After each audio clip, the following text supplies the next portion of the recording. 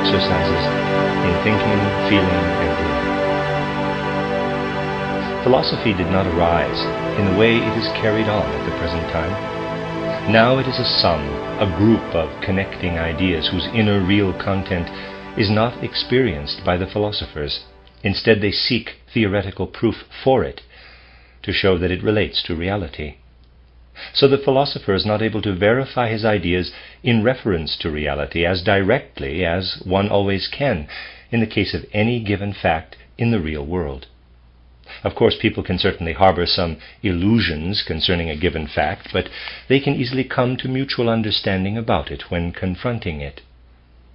In philosophy, the ideas, which despite one's belief to the contrary, are actually taken only from tradition, can be related in various ways to reality, because this reality is not experienced. In this way, the various diverging systems of philosophy arise. The validity of none of them can be absolutely established, because as reasons for the one or the other system are presented, one can always bring forward opposing reasons to refute them. Since it is only a matter of relative correctness, one can say then that the one who proves something and the one who refutes it are, in most cases, equally in the right. While at the present time a philosophy can be attained that differs from that of one or the other philosopher, it is impossible to arrive at anything that both could be felt directly as real and that also carries conviction because of the directness of observation. Philosophy has originated out of a state of consciousness differing completely from that of abstract thinking in which it is now produced. Therefore, one must learn, once again, to live with one's soul in that state of consciousness. But since humanity has, in the meantime, progressed in its evolution, one cannot just resume the ancient consciousness that gave rise to philosophy.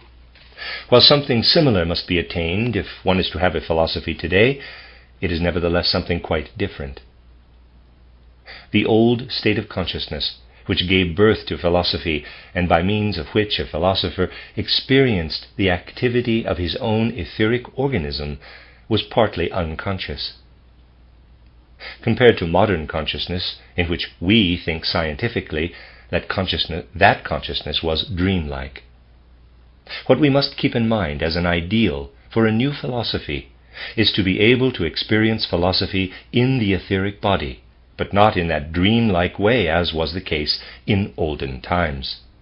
But it must be realized that these dreams of ancient philosophers were not dreams in the same sense as dreams are today. Today's dreams are pictorial conceptions in which, however, the reality factor is nowhere assured by the content of the dream conceptions themselves. These conceptions may consist of all kinds of reminiscences of life. They may relate to processes of the physical organism. In the dream conception itself, one never has a convincing indication of any reality. With the consciousness that cultivated philosophy in ancient times, it was otherwise. Those conceptions were also pictorial, but they arose in such a way that the picture absolutely guaranteed the presence of a spiritual and etheric reality, indicated by the picture itself. Today we cannot abandon ourselves to this dreamy, half-conscious soul state. Our scientific manner of forming concepts requires that we think in a fully conscious way, that in all respects we live in full consciousness in our soul life if we want to attain knowledge. Therefore, to achieve a new philosophy, we must develop a way of thinking that takes its course in the etheric organism, but at the same time is as fully conscious as the scientific thinking we utilize in mathematics or natural science. Such fully conscious, pictorial thinking that relates itself to an etheric reality is achieved today in anthroposophical research by means of an inner, meditative exercising of the soul. These meditative exercises consist basically in the concentration by the soul on a conceptual content easily visualized at a glance. I shall have to describe details concerning this meditating in the following lectures. You will find it also in my book Knowledge of the Higher Worlds and Its Attainment, and in my book An Outline of Occult Science, reader speaking, also known now as an outline of esoteric science. It's end of me reading my comment. Here I shall only mention in principle that it consists in concentrating all the forces of the soul, disregarding everything that makes impressions from outside or from within, so that the soul's forces may rest undisturbed upon an easily surveyable concept. If, with the necessary energy and perseverance, you repeat for months or perhaps for years such a meditative exercise, you arrive one day at the point where you notice that in your soul's spiritual life you are becoming entirely independent of the physical organism, so that you can actually come to the realization, quote, "When I think in the physical organism, I am making use of it as a tool. To be sure, thinking itself does not run its course in the physical organism, but because of its finer organization, the latter gives a reflection of the thinking. Thereby I become conscious of it." Unquote. Without the physical organism, the thinking of ordinary consciousness cannot be carried out. Ordinary consciousness, therefore, is bound to the physical organism. Just as we realize clearly that all ordinary thinking takes place only with the help of the physical organism, we also see clearly that in meditation a pictorial thinking activity is brought into play. For by means of meditation, through these ever-recurring periods of the soul's resting on an easily visualized conceptual content, in this inner soul activity we are set free of the physical body.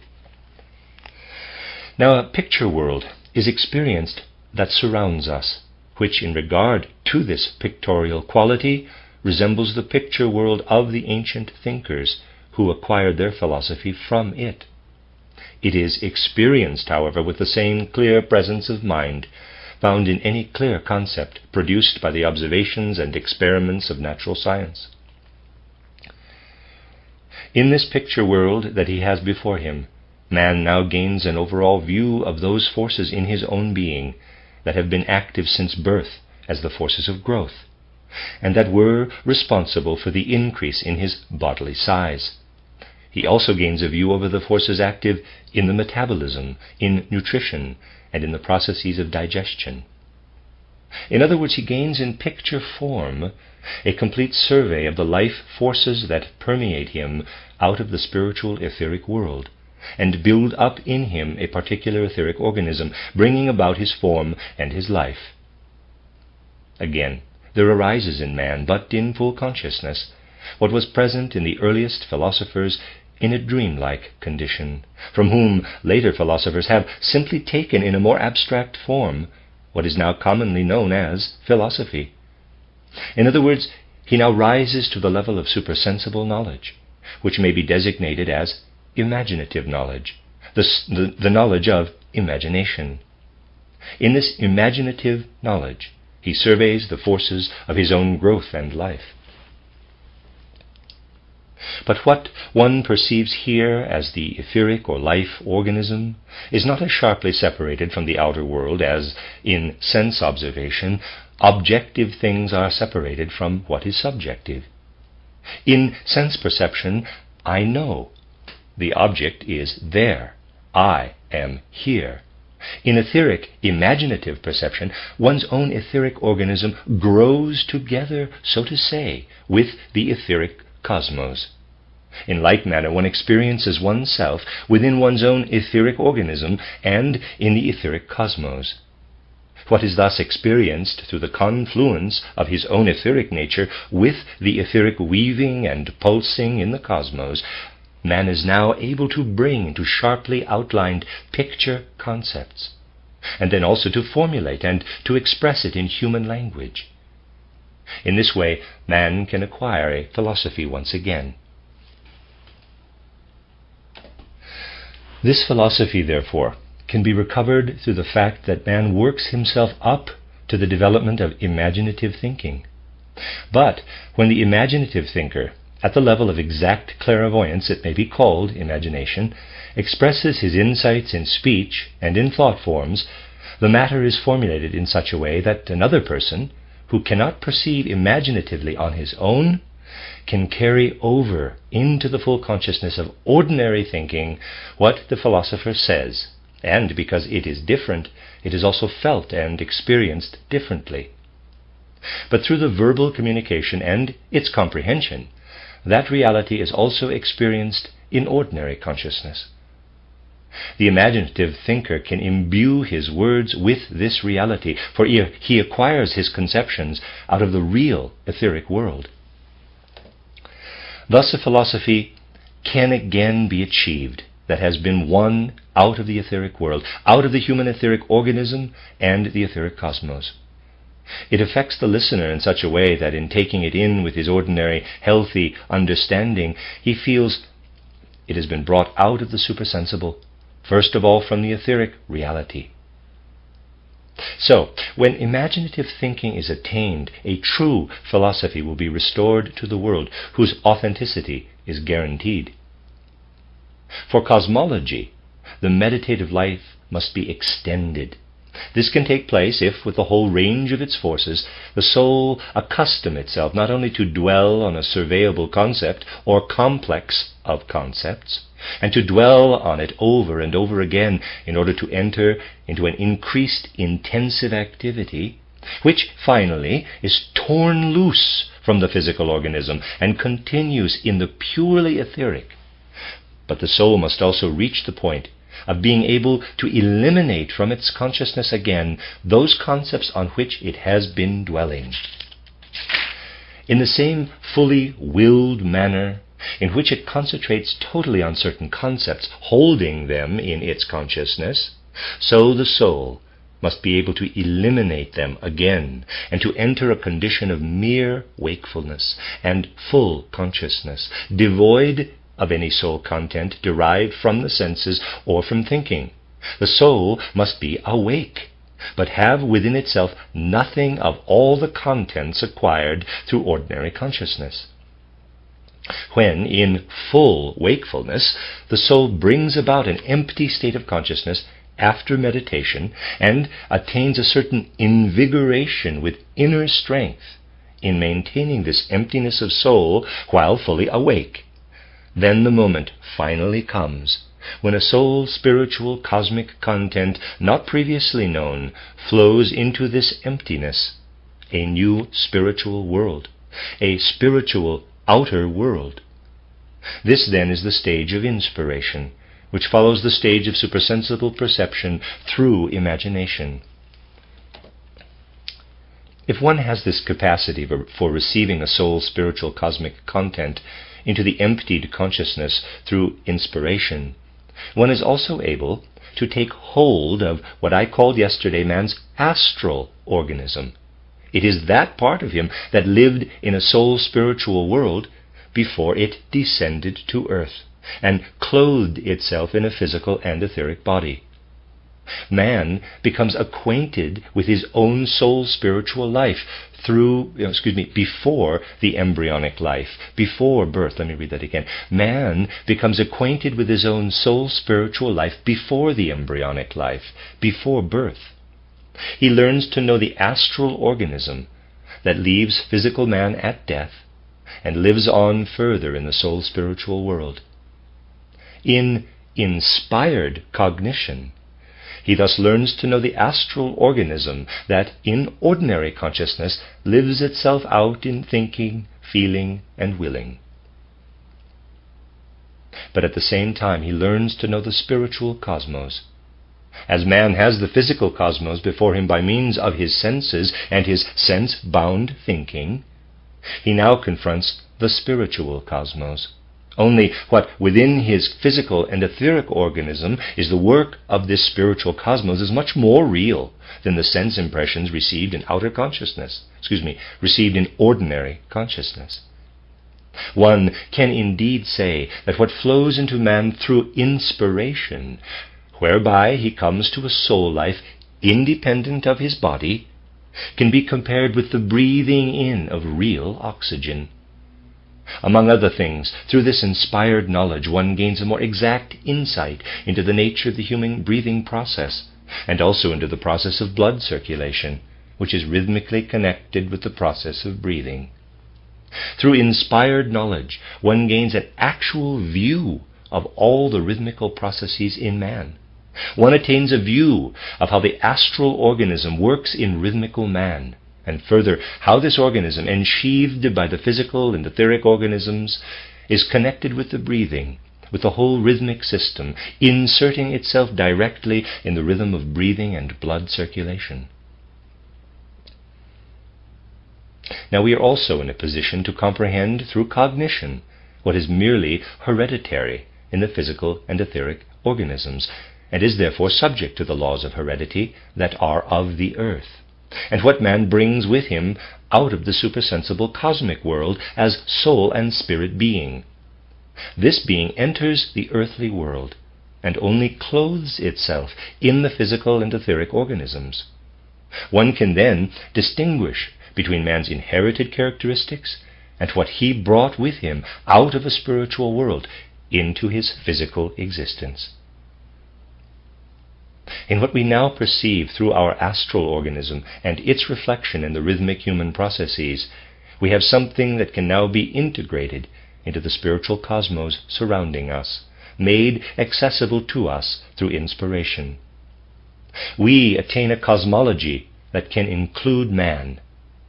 One gains a cosmic picture of how man's astral organism, with the ego, of which I shall speak shortly, enters the physical organism on the waves of breathing and the other rhythmic processes.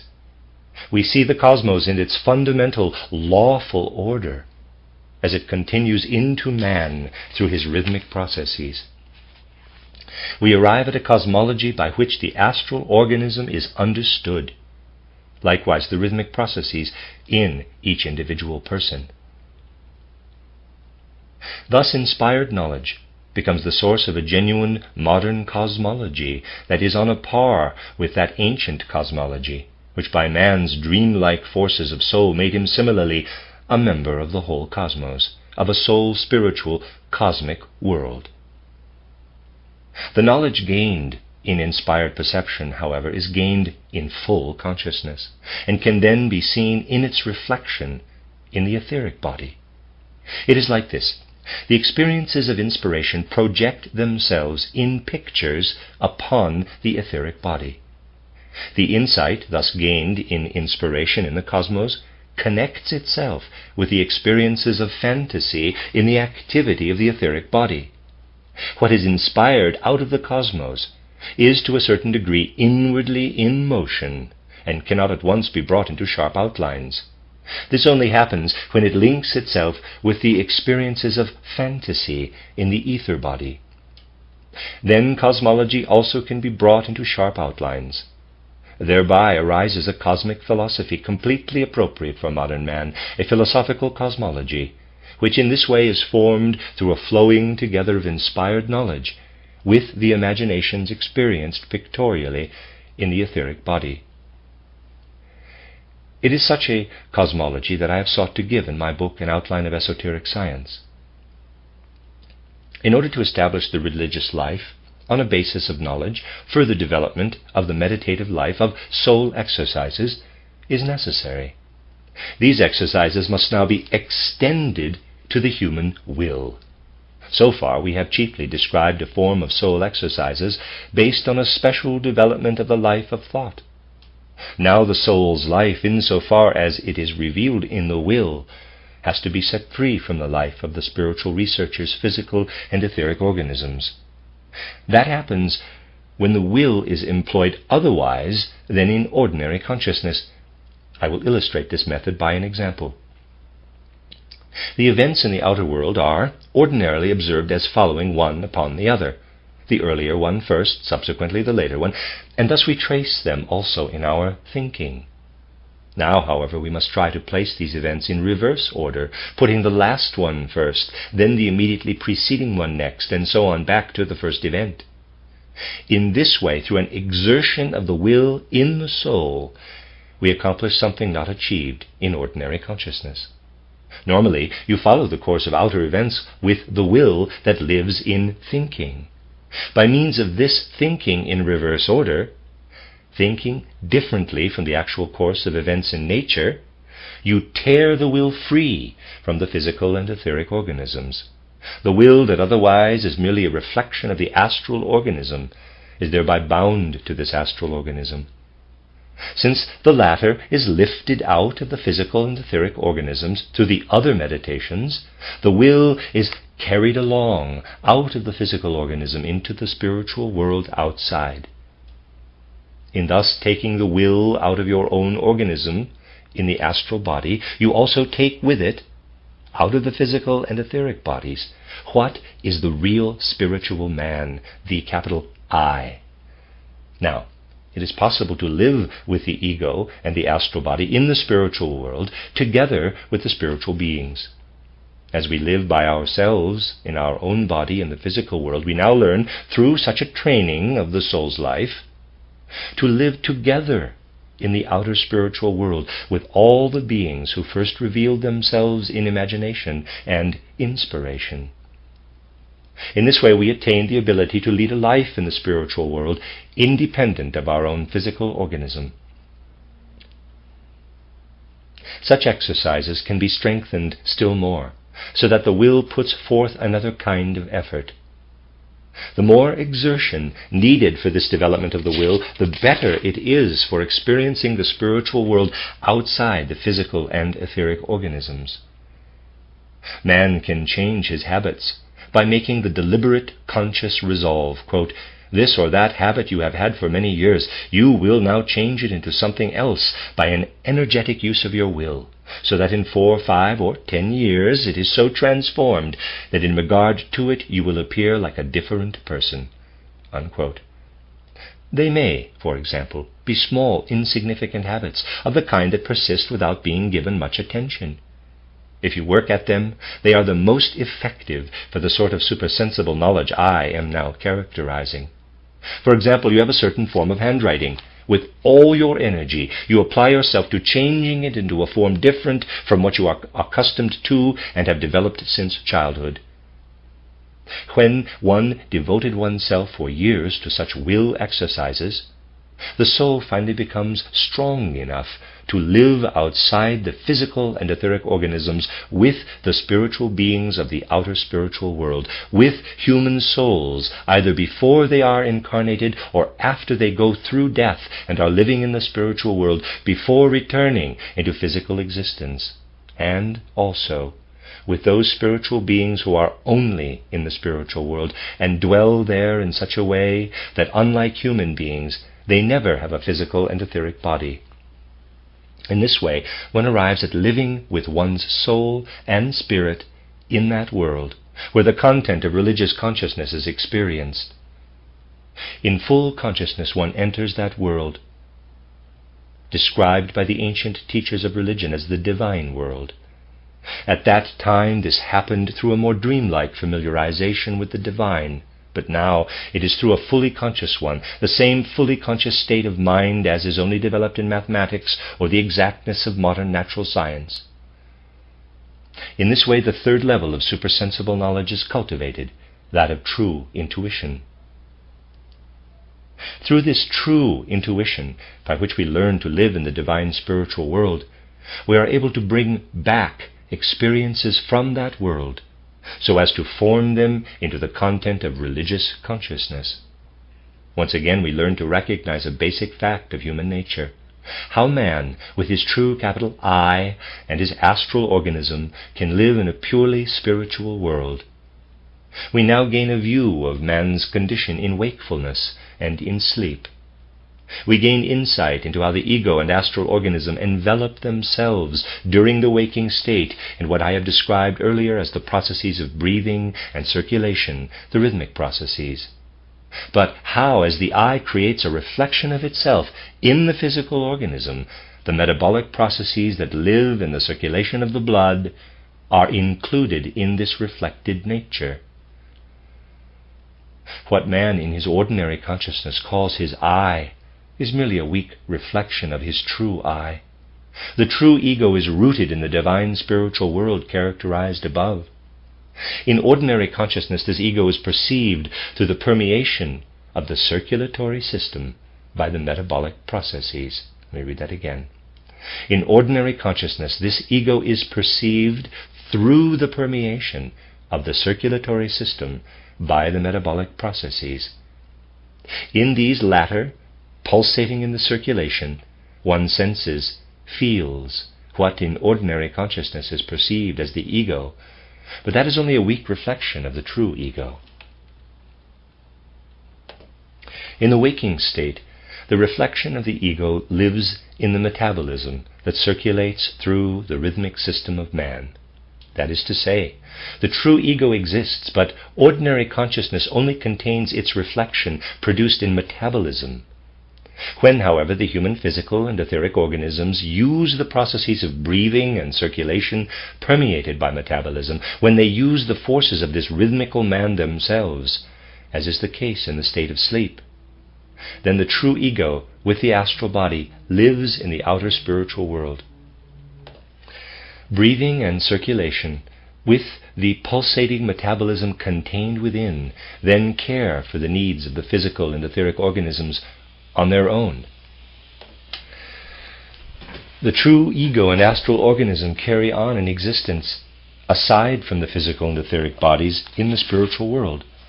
One beholds these alternating conditions by means of true intuition, how the physical and etheric organisms need the breathing and blood circulation with the metabolism contained in them to renew their forces. During this time, the true ego and the astral organism stay for a while in the spiritual world, carrying on their own existence.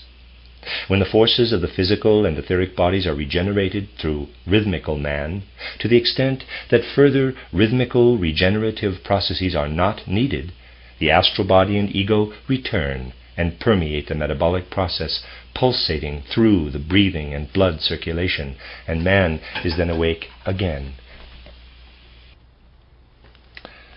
Thus one sees how the true ego and astral organisms pulsate in the metabolism. Thus one learns to know that world Thus one learns to know that world designated by the old religions as the divine world, in which the ego of man, the true ego, has its innate home. Since what one grasps in this way through intuition is once again reflected in the physical and etheric organisms as in a mirror, one can also express it in words, in pictures, in concepts. What one experiences in the purely spiritual world, independent of all human corporeality. This can then be grasped in turn by man's healthy human reason. It can be felt and sensed. It can be experienced in the human heart. And then it forms the content of religious consciousness, which thereby is founded on knowledge. It is not necessary for every person to find his way into the divine world through intuition. That must be done by one who becomes a researcher of the spirit. But when the spiritual researcher puts what he discovers in the spiritual world into words in the manner characterized above, it then takes on such forms that through what comes to be revealed in this way, one experiences in the ordinary state of consciousness. Quote, "Here, words are spoken that do not relate to this world, but with the power of the reality inherent in them, they fully come to life in the human soul." Unquote.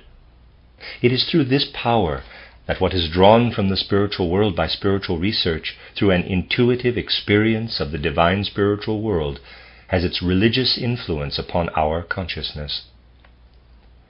If men want to acquire once more, through their own efforts, a religious life based on knowledge, they must accept what the spiritual researcher is able to reveal as his own experiences in the divine spiritual world gained through true intuition.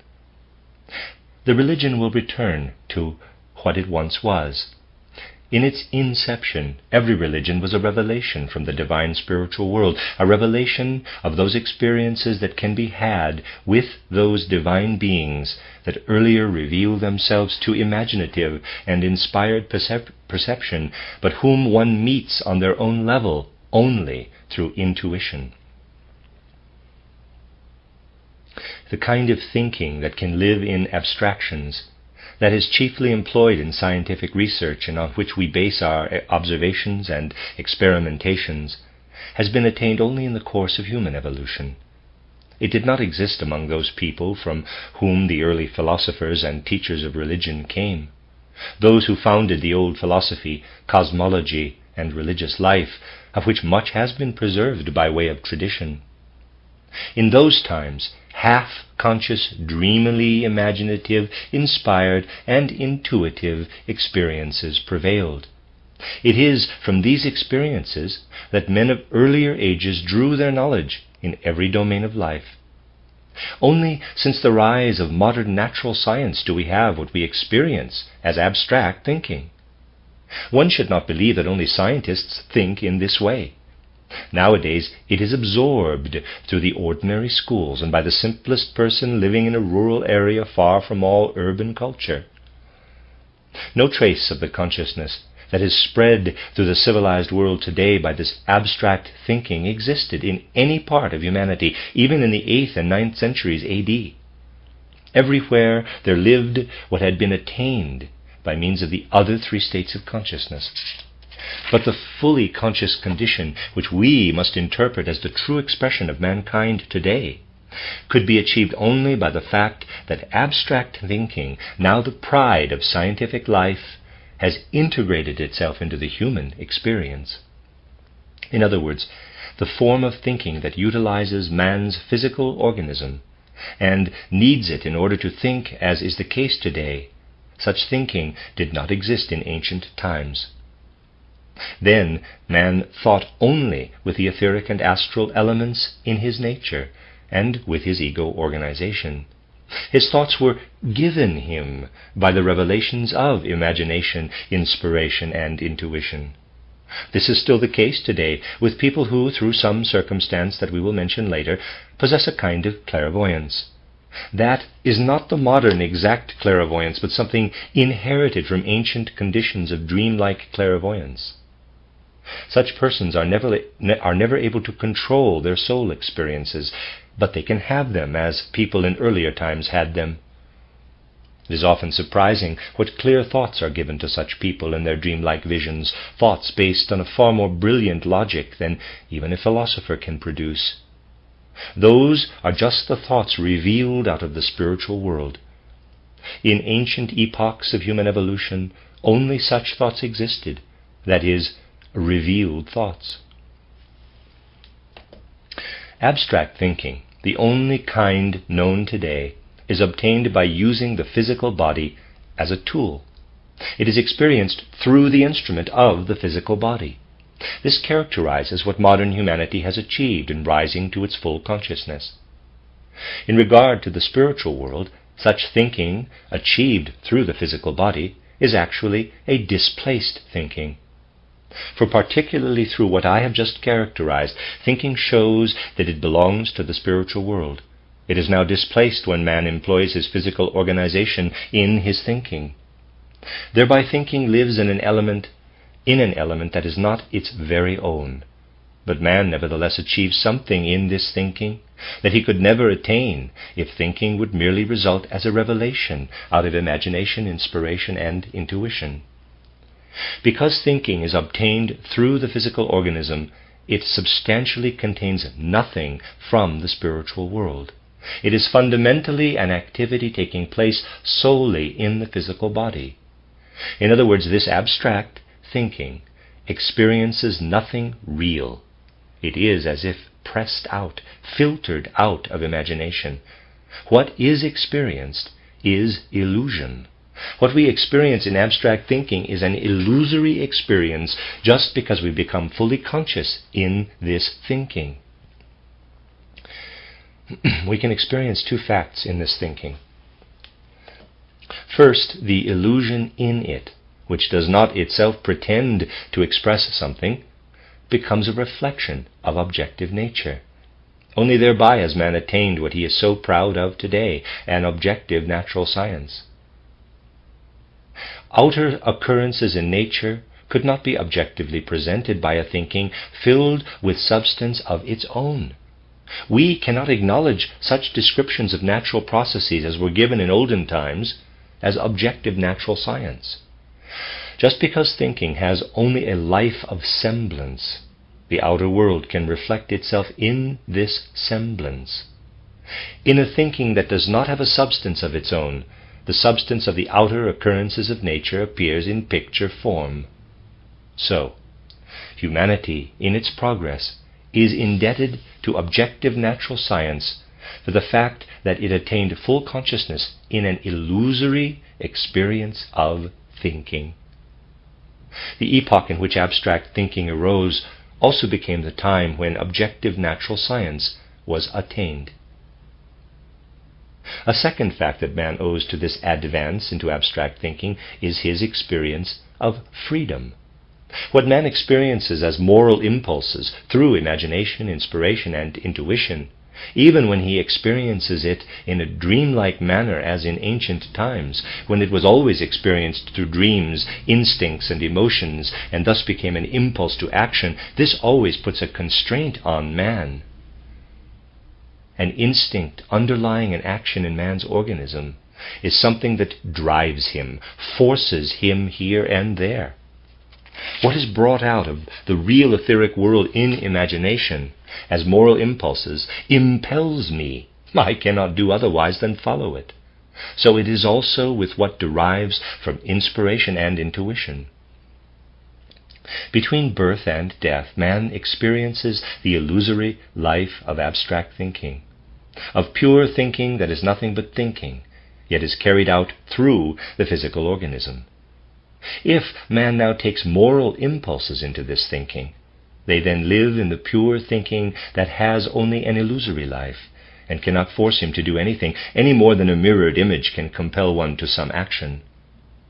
Something that thrusts at me in reality does coerce me, but something that has a mere semblance of life, as, for example, what we experience in pure thinking, cannot compel a person. I myself must decide whether or not I want to follow it. In this way, through the illusory experience of thinking, the possibility of human freedom is given at the same time. Even though a man's thinking is able to experience nothing but semblance, when moral impulses rooted in the spiritual world enter into it and form its content, then they become free impulses. Man therefore owes two things to his advance to illusory experience in thinking: the era of objective natural science and the attainment of real freedom. Just as I have described the ascent into supersensible worlds in the books Knowledge of the Higher Worlds and Its Attainment, in An Outline of Esoteric Science, and in Theosophy, likewise have I sought to present the basis for attaining the consciousness of freedom in the modern age in my book Philosophy of Freedom, also entitled, I might add, this is the reader speaking, Intuitive Thinking as a Spiritual Path is the modern translation. End of my comment. Thus we can say that in the epoch in which man has achieved his full consciousness, because thinking has streamed down into his physical organism and makes use of it, this thinking has rejected the old dreamlike clairvoyance that was once the basis of an old philosophy, an old cosmology, and an old religious life. Thereby man has gained the possibility of developing objective natural science in his physical organism between birth and death, and further, the possibility of developing freedom. Today, however, man is at the point where, retaining his full consciousness, he must again travel the road into the supersensible world in fully conscious imagination, inspiration, and intuition. He must do this in order to attain, in addition to what he can experience in objective natural science and in freedom, the new philosophy, a new cosmology, and a new religious life built upon knowledge of the supersensible world. These, as revelations from the supersensible world, satisfy modern man in the same way that he is satisfied when, by means of his wide-awake consciousness in the sense world, he attains to an objective science and to freedom. Thus we have now characterized freedom and objective natural science on the one side, and on the other modern spiritual science, and thereby shown how humanity must go forward from the present into the future, so that through attaining supersensible knowledge it can participate in the true human advancement demanded by the world order.